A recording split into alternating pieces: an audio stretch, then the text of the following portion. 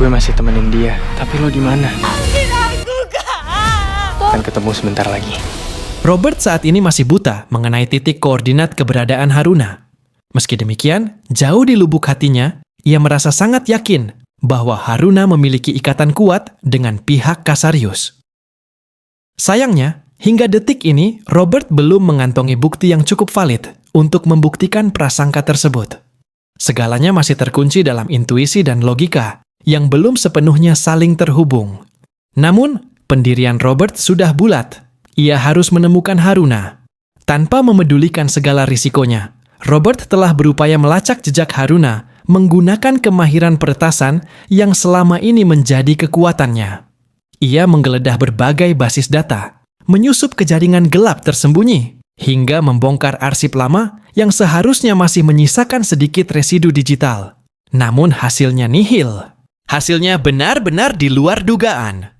Seluruh data mengenai Haruna seolah-olah telah disapu bersih secara total. Tidak ada tanda pengenal, tidak ada catatan pergerakan, bahkan bayangan digital pun tidak tersisa sedikit pun. Situasi ini membuat kegelisahan Robert semakin memuncak.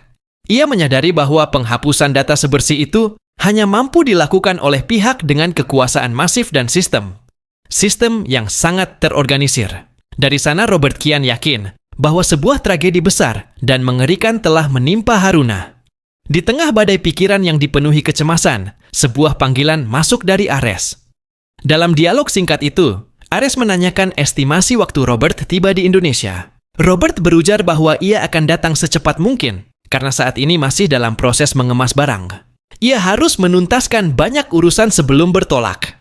Indonesia merupakan panggung di mana banyak perkara krusial menantinya. Ares memaklumi kondisi tersebut dan memilih untuk tidak menginterogasi lebih dalam, karena ia tahu Robert memikul urusan pribadi yang tidak bisa diabaikan selama berada di sana. Dalam percakapan tersebut, Ares lantas membeberkan sebuah informasi yang sangat penting. Ia menjelaskan bahwa Arya Mohan serta Ross selama ini berada di bawah pengawasan ketat seorang algojo wanita berjuluk Blade. Fakta itu baru saja sampai ke telinga Robert. Ia sama sekali tidak mengetahui eksistensi sosok tersebut karena Ares baru mengungkapkannya saat itu juga. Mendengar hal itu, api kecurigaan di benak Robert semakin membara. Ia mulai merangkai potongan informasi yang janggal.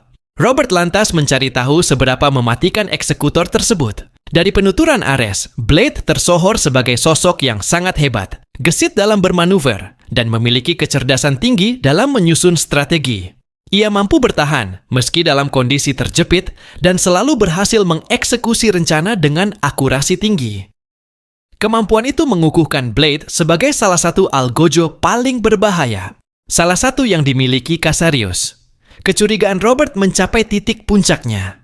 Ia menduga bahwa Blade merupakan bagian langsung dari dinasti Casarius. Prasangka itu ternyata akurat. Ares mengonfirmasi bahwa Blade bergerak sepenuhnya di bawah komando Dominic Casarius.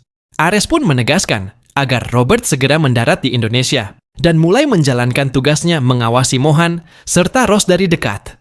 Misi ini jelas tidak akan mudah, namun Ares menaruh harapan besar pada kapabilitas Robert. Robert sendiri berharap segala sesuatunya berjalan sesuai rencana.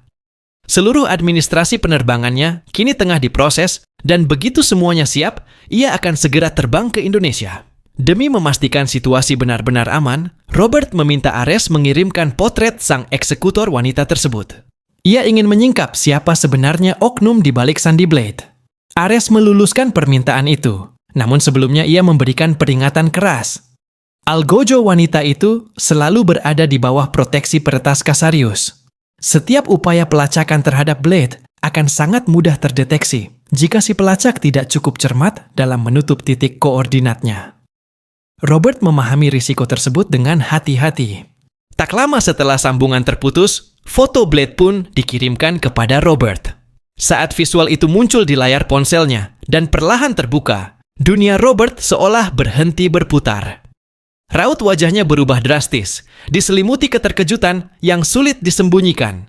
Sosok eksekutor yang selama ini hanya ia dengar lewat cerita ternyata adalah Haruna Vaughan.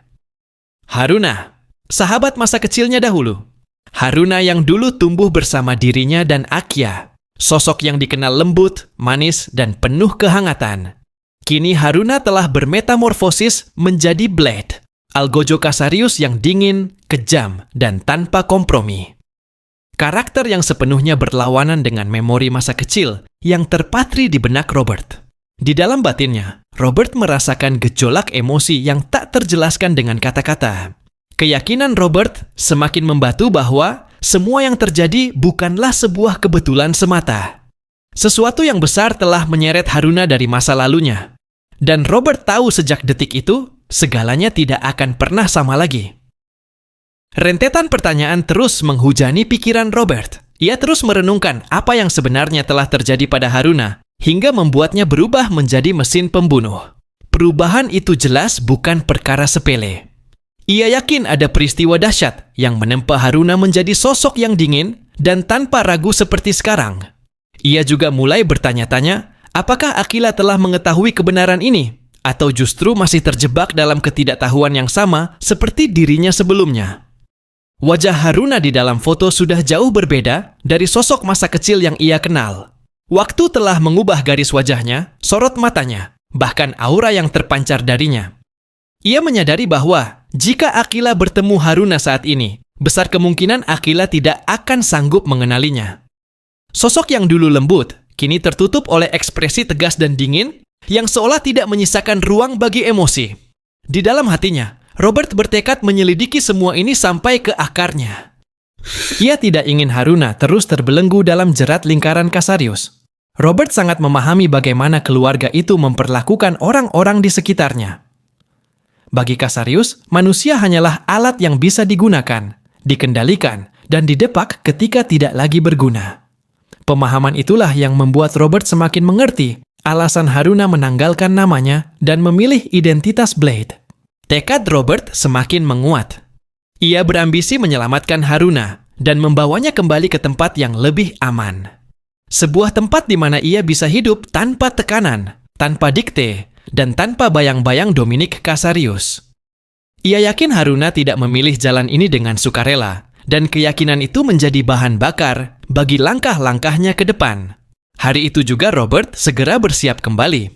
Tanpa menunda waktu, ia merampungkan semua urusannya dan memulai perjalanan pulang ke Indonesia. Sepanjang perjalanan, pikirannya terus dihantui bayangan Haruna. Ia tidak pernah menyangka bahwa orang yang pernah tumbuh bersamanya kini berdiri di sisi yang berseberangan. Setiap detik perjalanan terasa panjang, karena pikirannya terus berputar pada satu hal yang sama tentang kenyataan ini. Robert merasakan dengan jelas bahwa masih banyak kepingan kebenaran yang belum terungkap sepenuhnya. Ia sadar bahwa jawaban-jawaban itu tidak akan datang dengan mudah. Semua harus ia temukan perlahan satu persatu melalui penyelidikan yang sangat teliti. Di saat yang sama, ia juga harus menjalankan tugasnya untuk terus memantau pergerakan Mohan dan Rose karena keduanya dalam bahaya besar. Langkah pertama, Robert pun dimulai sejak ia menginjakkan kaki di Bandara Indonesia. Di tempat itu, ia tidak hanya kembali sebagai seseorang yang pulang ke tanah kelahirannya, tetapi sebagai pria yang membawa misi besar. Robert telah menetapkan bahwa ia akan menemui Aquila dan Fatah terlebih dahulu. Pertemuan itu menjadi langkah awal dari segalanya sebelum ia mulai menyelidiki segala hal. Ia ingin menelusuri dari awal bagaimana Haruna bisa terseret ke dalam dunia Casarius, peristiwa apa yang memaksanya berubah, dan alasan apa yang membuatnya bertahan sebagai eksekutor. Bagi Robert, menemukan kebenaran tentang Haruna bukan sekadar kewajiban, tetapi janji pada dirinya sendiri bahwa ia tidak akan membiarkan masa lalu dan persahabatan mereka berakhir dalam kegelapan.